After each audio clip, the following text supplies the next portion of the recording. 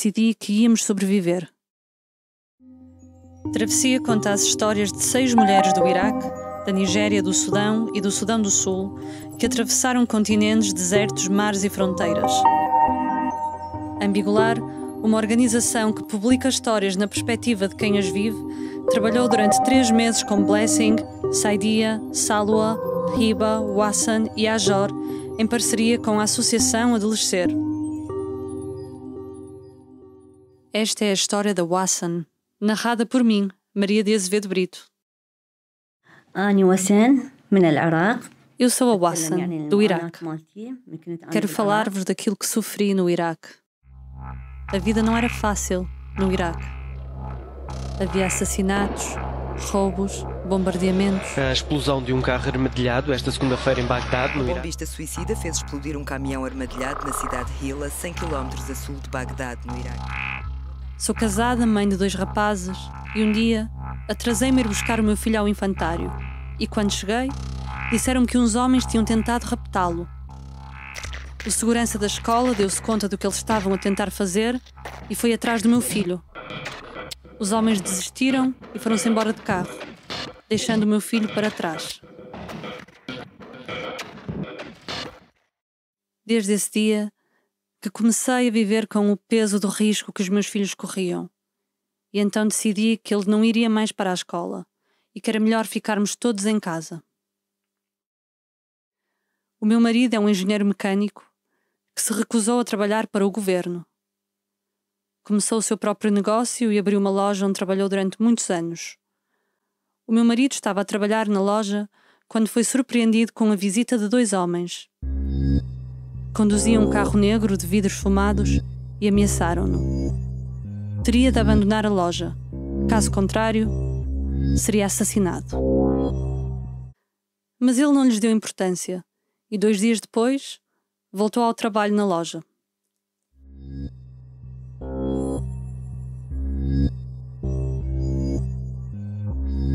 No dia seguinte, os 2 homens voltaram e disseram-lhe que este era o último aviso. Tinha de se ir embora imediatamente. O meu marido perguntou porquê. Porquê é que tinha de se ir embora depois de tantos anos de trabalho naquela loja? E responderam-lhe que um sunita tinha de ir trabalhar para um bairro sunita. Aquele bairro era só para pessoas do grupo xiita. Os atentados ocorrem em plena crise política entre os blocos sunita e xiita. Os 2 homens repetiram que caso ele recusasse abandonar aquele bairro, eles iriam dar cabo da vida dele. O meu marido estava com medo, especialmente pela segurança da nossa família, e decidiu abandonar o Iraque e ir para a Turquia.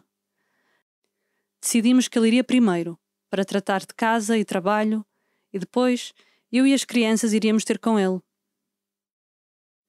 Eu também tinha muito medo pelos meus filhos, pelos meus irmãos e pelo resto da minha família. Na altura tínhamos 2 vizinhos, uma mulher e o seu filho, que era militar. Quando eu lhe contei do que se tinha passado no infantário, ele disse-me que nos protegeria enquanto ali estivéssemos, mas para nossa segurança seria melhor ficarmos em casa até irmos ter com o meu marido à Turquia. Eu tinha medo até de ir à polícia e dizer-lhes o que se tinha passado. Decidi ficar em casa e evitar sair. Ficamos fechados em casa 3 meses. Passado esse tempo todo, parti para a Turquia com os meus filhos e fiquei 8 meses em Mersin. O meu marido vendeu o carro e deu-me dinheiro para usar nas nossas despesas. Disse-me que tinha de voltar ao Iraque para vender a loja.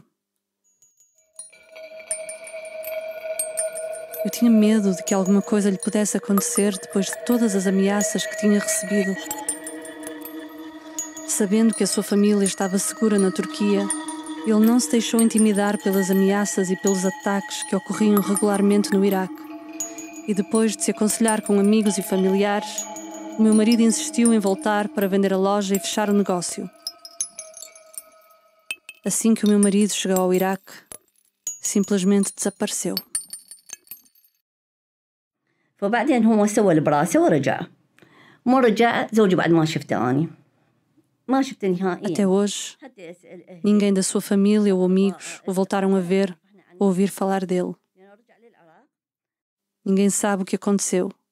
Só temos suspeitas e conjecturas, mas nenhuma resposta. Fiquei sozinha na Turquia com os meus filhos e a minha família ajudando-nos, enviando algum dinheiro. Mas demora algum tempo a enviar dinheiro do Iraque. E houve um dia em que fiquei sem dinheiro. Não tinha sequer o suficiente para comer. Pedi ajuda a uma vizinha iraquiana, que nos emprestou algum dinheiro e recusou aceitá-lo de volta. Estava com medo. Como é que poderia enfrentar todos os desafios com os meus filhos?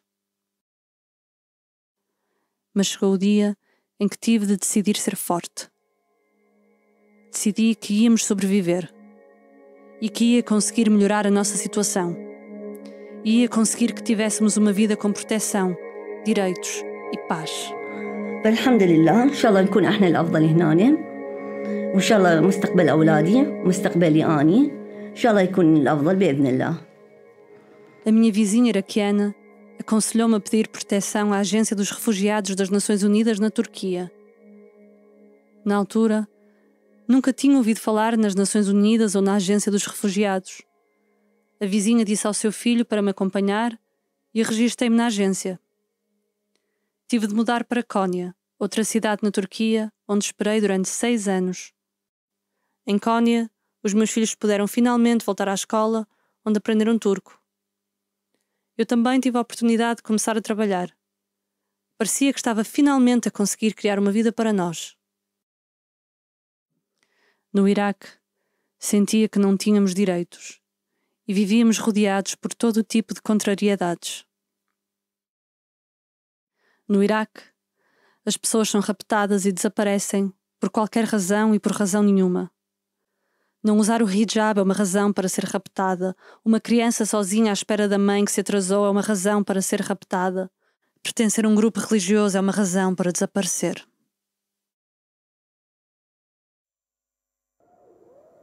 Lembro-me de um dos dias em que houve um bombardeamento por toda a cidade. O meu pai achou que o meu irmão tinha morrido numa das explosões. Depois disso, ele nunca mais foi o mesmo. Os diabetes pioraram, a tensão aumentou muito e o meu pai morreu. Bagdade era uma cidade cheia de beleza e vestígios de uma civilização. Mas eu sofri muito no Iraque. يعني كل هذا صار بالعراق واني وحدة من العالم. Perdi a audição no meu ouvido direito durante um dos bombardeamentos e hoje só consigo ouvir com um ouvido. Não tenho vontade de regressar. Não quero viver num país onde os meus direitos não são protegidos e onde os meus filhos não estão em segurança. O meu desejo agora é ter uma vida melhor aqui, em Portugal, e que os meus filhos tenham um futuro. Esta história foi contada na primeira pessoa pela Wassan e narrada em português por mim, Maria de Azevedo Brito. A tradução foi feita pela Heidi Abashir e pela Kaola Ossini. A edição de som foi feita pela Rose Decker e as sessões de storytelling foram conduzidas pela Heidi Abashir e por mim, em parceria com a Associação Adolescer. Travessia é um podcast Ambigular, uma organização que publica histórias na perspectiva de quem as vive e pode ser escutado em www.ambigular.org e nas aplicações de podcast.